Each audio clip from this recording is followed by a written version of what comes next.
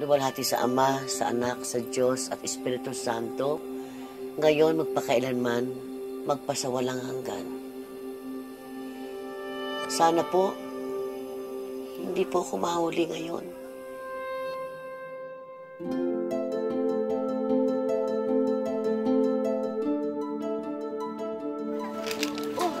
Wala ka naman. Ay, ayoko ng wedding.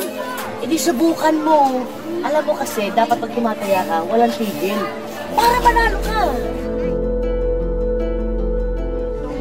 Jackpot na dahil. Hindi. Si ako, sir eh. Sir, ano abulo yan?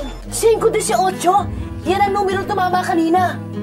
Naku, saan ako kukuha ng perang pang abono?